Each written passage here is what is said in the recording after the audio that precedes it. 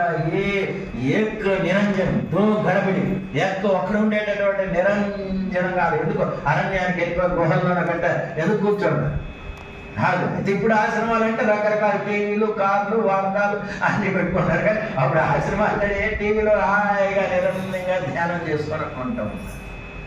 అందుకు ఏడు మనుష్యానం సహస్రేషు కచ్చిత్ యతది సిద్ధయే యతరామపి సిద్ధానం కచ్చిన్నాం వేత్తి తత్వత.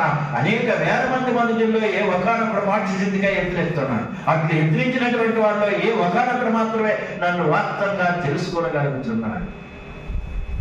ఇప్పుడు కనీసం ఈ వీధిలోన వీధి కుక్కలు చెప్పిననే లేదు. ఈ 4 ఈ వచ్చినటువంటి వారు పాప ఆయన పిలిచినాడు, రేపు మన భోజనం చేస్తాను కదా, ఆ భోజనానికి వెళ్ళడానికి మనకి సిగ్గేస్తుంది కదా అని అలాగ నిష్ఠూరంతో వచ్చినటువంటి పెద్ద మనుషులు ఉన్నారు. కానీ నిజంగా ఇది మన డ్యూటీ లేనిపోతే ఇట్లా బడ్డీ కొట్ల మీద వాదన చేసుకుని ఆ పార్టీ ఈ పార్టీ ఏది వాదన చేసుకుని ఉంటారే.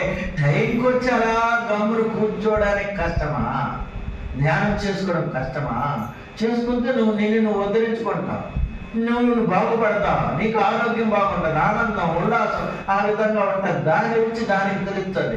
అందుకు లడ్డు ఎలా ఉన్నదంటే తీపిగా ఉందంటున్నా. తీపి ఎలా ఉందంటే ఎవరికో తినాలి. ఆ ధ్యానం చేస్తుంటే ఆహా ఈ ప్రపంచం, ఈ రాజ్యం, ఈ భోగాలు I don't care for the Kingdom of university అది ఎనీథింగ్ అది ప్రపంచాన్ని ఏమి లెక్క చేయరు. అంతా భగవంతుడు, అంత ఆ భగవంత స్థితిలోనే ఇవంతా లీలమవుతూ ఉంటారు.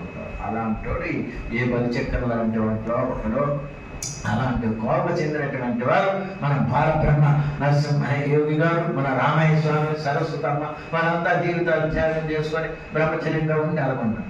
కానీ మనం కొంత చేస్తున్నాం. ఆ కొంతని ఇంకా మనం నిరుత్సాహపడకుండా ఆనందంతో మనకి అవకాశం వచ్చింది సార్, మా కొన ఊపిరిన్నంత వరకు మేము సేవ చేసుకుంటాము అనేటటువంటి భావంతో ధైర్యంతో ఉండాలి. ఆ భగవంతుడే అన్ని రూపాలుగా వస్తాడు. ఆ కార్యక్రమం ఆ భగవంతుడే జరిపిస్తాడు.